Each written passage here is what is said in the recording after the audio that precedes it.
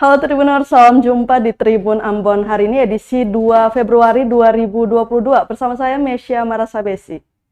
Tribuners, sejumlah berita terbaru dari Kota Ambon dan sekitarnya akan kami hadirkan untuk Anda. Kita mulai dengan berita pertama. Warga Ambon tewas setelah dilempari parang. Polisi, pelaku sakit hati ditagih hutang. Seorang pria di kawasan Mangga 2 Ambon tewas setelah sebilah parang menembus paha bagian dalam. Pria yang diketahui bernama Valentino Gosal itu sempat dilarikan ke rumah sakit Dr. Latmeten, namun nyawanya tidak tertolong karena kehabisan darah. Gosal mendapati lukanya setelah dilempari parang oleh Michael Rahakbau, berusia 36 tahun. Kejadian itu terjadi di salah rumah kerabat korban di kawasan Mangga 2, Kecamatan Nusaniwe, Kota Ambon, pukul 12.30 waktu Indonesia Timur. Menurut Kasubag Humas Polresta Ambon, Ibtu Izak Leatemia, pelaku melakukan aksinya karena sakit hati korban selalu menagih hutang. Atas perbuatannya, pelaku sudah diamankan di Polresta Pulau Ambon untuk mempertanggungjawabkan perbuatannya. Diketahui pelaku adalah adik kandung dari anggota DPRD Provinsi Maluku, Richard Rahakbau.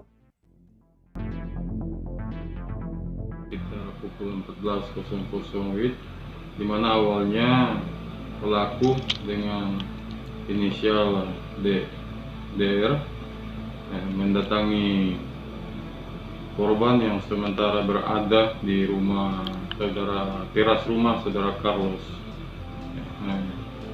J. Kroy Telusa, dan di situ terjadi perdebatan mulut antara si pelaku dengan korban, sehingga saksi yang pada saat itu berada di TKP sempat melerai si pelaku, tetapi dalam kondisi emosi, sehingga pelaku yang saat itu membawa sebilah parang langsung diarahkan kepada korban dan mengenai paha kiri bagian dalam korban, sehingga korban langsung terjatuh, mendapatkan luka yang terjatuh.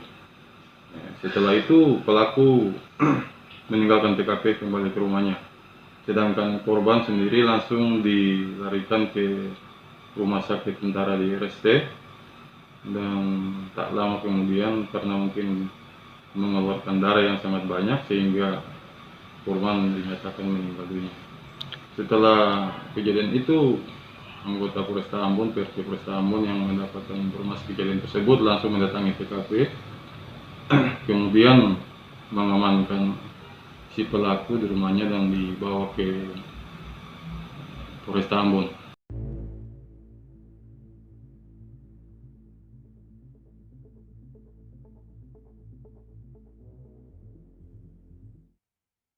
Kita beralih ke berita lainnya.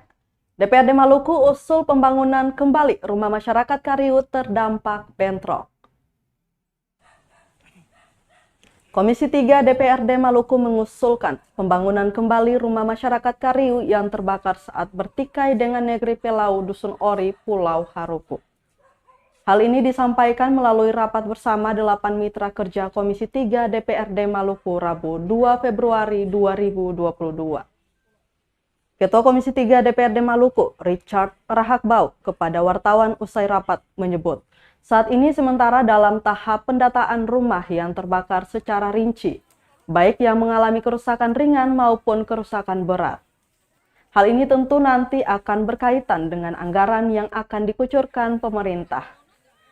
Diberitakan sebelumnya dalam konflik warga Ori Kariu, sebanyak 211 unit rumah warga Kariu alami kerusakan pasca bentrok dua desa di Pulau Haruku, Maluku Tengah, Selasa 25 Januari 2022 lalu. Berdasarkan data Polda Maluku, 183 diantaranya alami rusak berat dan 28 lainnya rusak ringan.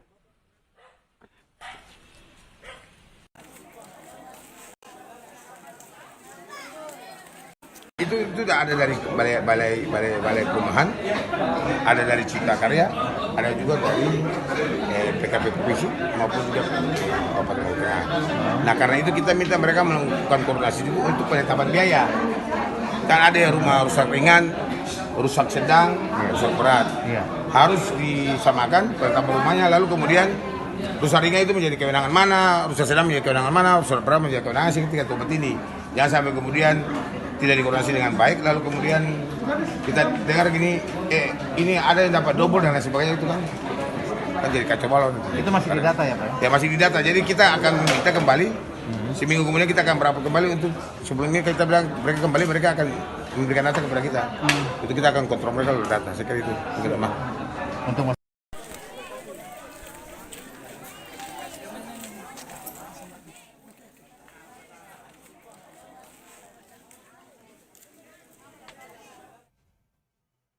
Mahasiswa buruh ajukan 5 tuntutan soal penembakan warga di tambang emas Gunung Botak. Mahasiswa buruh mengajukan 5 poin tuntutan kepada pemerintah saat berunjuk rasa di depan kantor DPRD Maluku, Rabu 2 Februari 2022. Tuntutan disampaikan sebagai wujud desakan menuntaskan kasus penembakan oleh Bribka AB, anggota Brimob Kompi 3 pelopor Yonif Anamlea. Pelaku penembakan yang menewaskan seorang warga sipil itu di tambang emas Gunung Botak, Buru, Maluku, Minggu 30 Januari 2022 kemarin. Adapun 5 poin tuntutan itu, yakni yang pertama, mengutuk keras tindakan represif penembakan oknum anggota Brimob Brigpol Andreas Batwail di tambang emas Gunung Botak, Buru.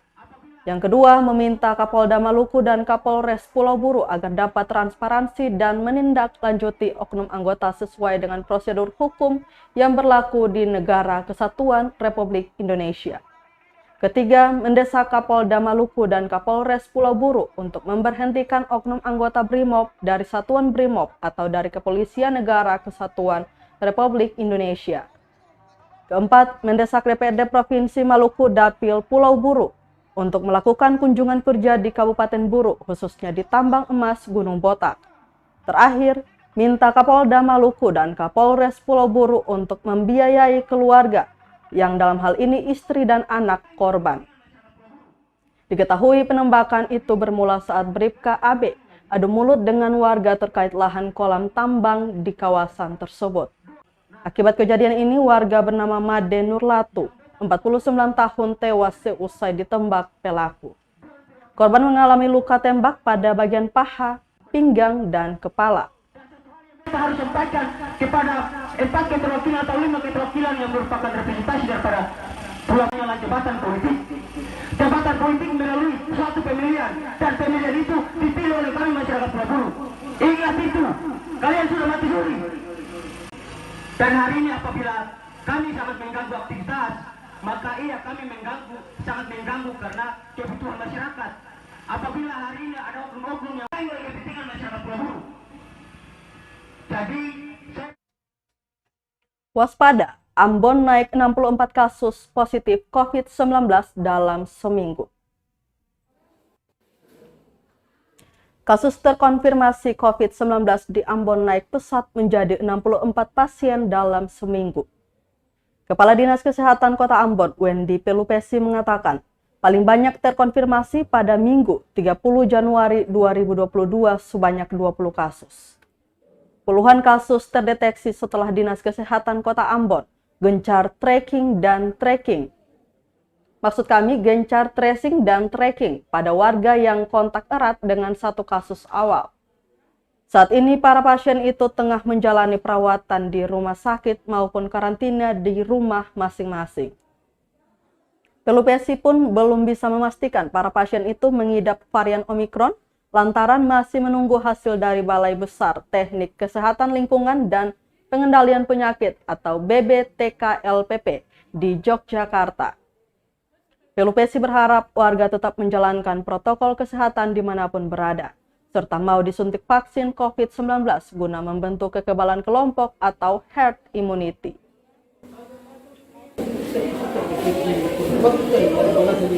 Kalau terdeteksi konfirmasi ketika kita lakukan tracing kepada kontak-kontak erat seperti itu. Dari kontak erat ada yang dari luar, ada yang penularan lokal. Ada dari luar daerah, Bu? Ya, ada yang dari luar daerah. Nah, kita periksa ketika mereka berkontak erat, kontak-kontak erat itu kan kita ambil dan hasilnya memang ternyata positif PCR. Jadi sudah dengan PCR ya, indikasi Omikron kita masih menunggu dari hasil pemeriksaan dari karena kami kan tidak bisa periksa di dinas kesehatan dan untuk DPKL sendiri kemarin sesuai dengan apa yang disampaikan oleh kepala DPKL pada waktu rapat dengan Pawali sebagai ketua Satgas itu disampaikan bahwa sampel genome sequence yang kita ambil untuk diperiksa genome sequence itu dikirim ke Jogja. Karena kalau kita kirim di BPKL, kirim di Balitbangkes di Jakarta, kan hampir semua daerah kirim dia akan banyak sekali ya menumpuk, hasilnya lebih lama.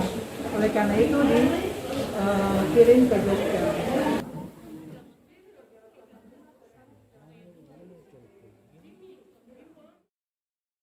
Ada yang reaktif, 11 SMP di Ambon kembali belajar online. Sebanyak 11 sekolah menengah pertama atau SMP di Kota Ambon terpaksa kembali belajar secara online atau pembelajaran jarak jauh atau PJJ. Berdasarkan hasil tes rapid antigen yang digelar Dinas Kesehatan Kota Ambon, menunjukkan ada pelajar maupun tenaga pendidik reaktif COVID-19. Kepala Dinas Pendidikan Kota Ambon, Ferdinand Tasso, menyampaikan penutupan sementara proses pembelajaran tatap muka atau PTM terbatas di sekolah-sekolah tersebut. Lanjutnya, random sampling tes rapid antigen dilakukan pada 12 sekolah pilot project di Ambon yang mulai PTM terbatas pada 6 Januari 2022 lalu. Dari 12 sekolah itu hanya satu sekolah, yakni SMP Santo Andreas di Ahuru yang menunjukkan hasil negatif. Bagi pelajar maupun warga sekolah yang reaktif, maka langsung akan dites PCR serta akan dilakukan tracing maupun tracking bagi kontak erat guna mengetahui sumber penularan. Sementara itu, Kepala Dinas Kesehatan Kota Ambon, Wendy Pelupesi, menjelaskan, mereka yang reaktif tidak hanya guru dan siswa, namun juga ada tenaga pengamanan di sekolah. 12 sekolah. Ya. Ada 12 sekolah dari pagi sampai dengan siang sudah dilaksanakan oleh Dinas Kesehatan Kota Ambon. Ada juga dibantu dengan BTKL PP, misalnya di SMP 6. Kemudian dari sekolah-sekolah ini ada sekolah yang hasil surveillance-nya melalui rapid antigennya reaktif. Ada sekolah yang tidak, ya. Sehingga untuk mengantisipasi penyebarannya, walaupun hasil tes PCR-nya belum keluar oleh Dinas Kesehatan, yang reaktif terhadap antigen ini kita mengambil langkah untuk sementara akan ditutup pembelajaran tatap mukanya, tetapi pembelajaran jarak jauh dilaksanakan. Jadi sehingga proses belajar mengajar tetap berjalan, hanya metodenya berbeda.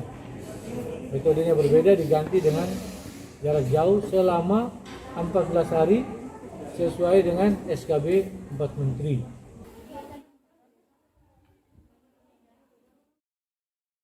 Masih mahal, harga minyak goreng belum seragam di Pasar Mardika Ambon. Meski minyak goreng satu harga telah ditetapkan Kementerian Perdagangan sejak Rabu 19 Januari 2022 lalu senilai Rp14.000 per liter. Namun penyeragaman harga belum terjadi di Pasar Mardika Kota Ambon. Para pedagang menjual dengan harga yang berbeda. Ada yang menjual dengan harga Rp16.000-Rp18.000, ada pula yang menjual dengan harga Rp20.000 per liter. Seperti salah seorang penjual, Mbak Mun, mengaku telah menurunkan harga minyak goreng. Kata dia, harga tersebut untuk menindaklanjuti kebijakan pemerintah pusat untuk menurunkan harga minyak goreng di pasar tradisional. Sementara itu, pedagang lainnya, Yati, mengaku belum bisa menjual minyak goreng dengan harga yang ditentukan pemerintah. Ia hanya menurunkan Rp1.000 dari harga awal yang tadinya Rp21.000, kini ia jual jadi Rp20.000 per liter. Meski begitu, harga yang sudah dianggap pedagang sudah turun, tetap jauh dengan harga yang telah ditetapkan pemerintah pusat, yakni Rp14.000 per liter.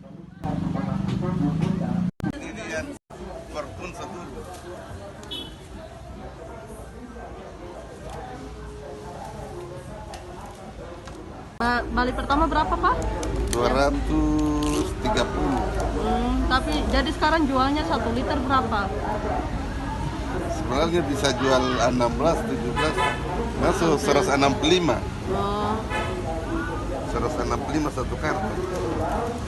Baru-baru 200 lebih.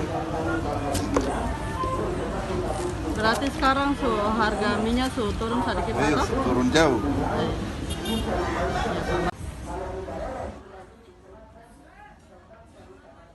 Hanya di mall itu kita belum tahu berapa itu.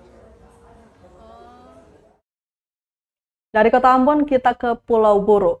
Mahasiswa turun jalan desak percepat izin usaha pertambangan di Gunung Botak.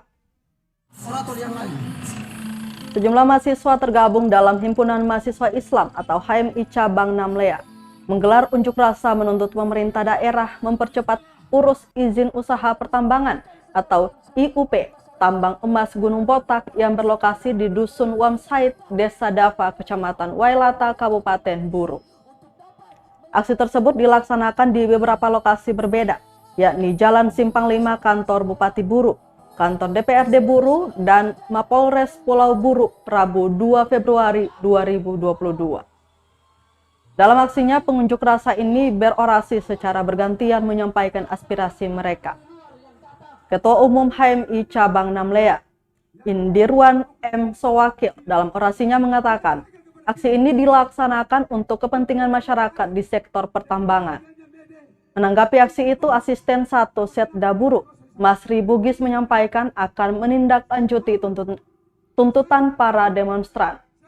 Selanjutnya, mewakili DPRD Kabupaten Buru, keempat anggota DPRD yakni Sekretaris Komisi 2 Arifin Latbual, Ketua Fraksi GRSM Rustam Fadli Tukuboya, Ketua Fraksi PKB Jamaluddin Bugis, dan Ketua dan Wakil Ketua Komisi 1 Solihin Buton menemui masa aksi. Serta di dalam mengawal apa yang merupakan adik-adik sudah menyampaikan saran-saran yang telah disampaikan tadi. Saya kira itu satu hal yang sangat berharga bagi kita. Tentu pemerintah daerah akan saran-saran yang disampaikan itu akan kita tampung, dan mudah-mudahan kita dalam waktu cepat ini juga akan terus mencari menjadikan itu solusi terhadap permasalahan yang ada. Memang selama ini juga kita tanpa kita bersama kita terus melakukan koordinasi. Demo soal penembakan di Gunung Botak, ini tuntutan dua aliansi di Buru. Aliansi Peduli Lingkungan dan LSM Parlemen Jalanan berunjuk rasa menyoal kasus penembakan di tambang Gunung Botak oleh oknum Brimob hingga menewaskan seorang penambang pada Sabtu 29 Januari 2022 lalu. Aksi tersebut digelar di Jalan Simpang 5 dan Mapolres Pulau Buru Rabu 2 Februari 2022. Ketua LSM Parlemen Jalanan, Ruslan Arif Soamole, meminta pihak kepolisian segera menangkap TB, maksud kami AB, yang diduga sebagai provokator dan aktor atas terjadinya kriminal pembunuhan Made Nurlatu. Dalam kesempatan itu, pendemo pun menyampaikan poin pernyataan sikap, diantaranya yang pertama, meminta Kapolda Maluku agar menangkap aktor tindakan kriminal kasus penembakan Made Nurlatu yang dilakukan oleh oknum Brimob di tambang emas Gunung Botak. Kedua, menolak segala tuduhan baik secara perorangan maupun kelompok dalam bentuk provokatif dan fitnah bahwa Kapolres Pulau Buru terlibat dalam kejadian kriminal yang terjadi di area tambang Gunung Botak. Ketiga, menangkap Tony Batuwail, CS alias Tony, yang diduga sebagai provokator dan aktor atas kejadian pembunuhan saudara Made Nurlatu. Keempat, meminta Kapolda Maluku dan Pangdam 16 Patimura untuk menarik para oknum anggota yang diduga menjadi backingan pada penambangan emas di areal Gunung Botak.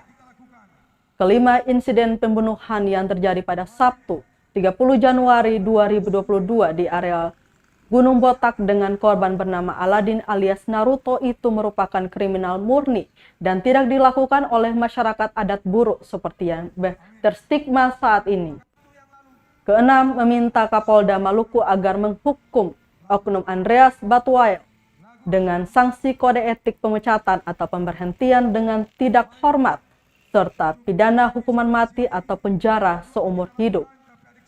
Ketujuh, meminta kepada seluruh masyarakat Kabupaten Buru agar tidak terkontaminasi dengan informasi yang sifatnya provokatif atas terjadinya insiden tersebut. 8. Meminta pemerintah pusat, pemerintah Provinsi Maluku, dan pemerintah daerah Kabupaten Buru agar dapat memberikan kesempatan kepada masyarakat adat Buru supaya bekerja pada areal tanah hak ulayat adat. Lagu Kasmati. Lagu Kasmati. Baik, untuk perjuangan hari ini sampai di sini, jilid 2 akan kita lakukan, tapi adik saya Forko sudah sampaikan, barulah mari kita kirimkan doa, karena Allah yang menentukan, menerima semua apa yang kita lakukan. Baik, Bismillahirrahmanirrahim, summa ila ruh, Al-Fatihah.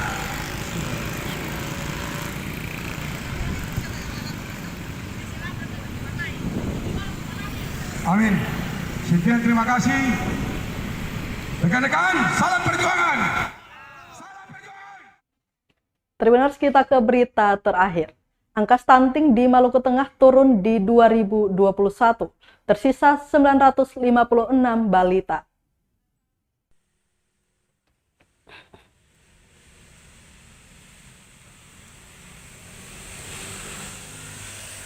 Dinas Kesehatan Kabupaten Maluku Tengah mencatat sepanjang tahun 2021, angka gizi buruk atau stunting di daerah itu mengalami penurunan.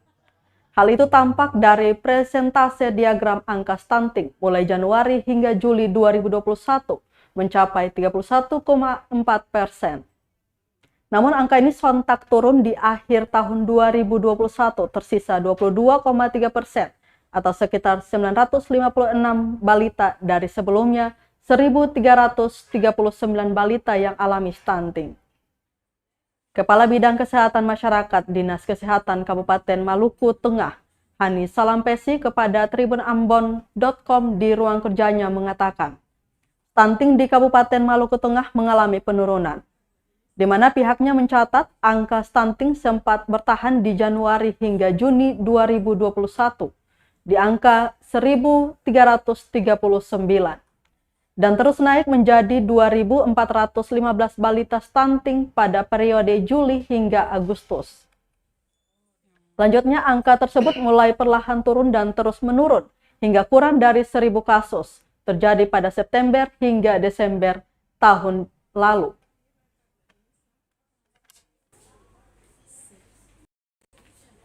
Terus tadi kalau misalnya Kakak bilang kenapa ini Maluku Tengah bisa sampai penurunannya drastis begini? Ya karena memang Katong jalin kerjasama dengan lintas sektor. Katong punya mitra itu juga, PKK juga ada di dalam. Ya, PKK melalui Ibu Bupati yang bertindak sebagai ina parenting itu berjalan ke semua pelosok-pelosok gitu. Ya, jadi kalau turun itu Kakak pernah ikut ya kunjungan kerja Bupati di Langkatan dengan itu kan semua sektor bergerak gitu. Nah, kayak begitu. Jadi kalau bagi beta pribadi itu peranan daripada lintas sektor.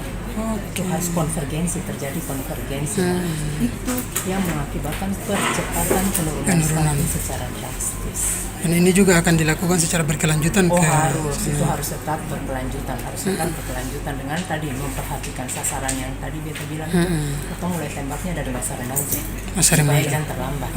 Jadi kita juga pikir ini merupakan program nasional, tinggal nanti pelaksanaannya di tiap pemerintah daerah dong mau melaksanakan itu ke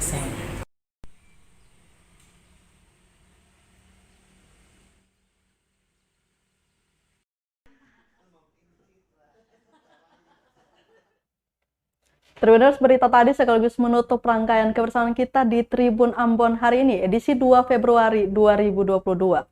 Mewakili seluruh kru yang bertugas, saya Mesya Marasabesi pamit undur diri. Selamat malam dan sampai jumpa. Amato. Terima kasih sudah nonton. Jangan lupa like, subscribe, dan share ya.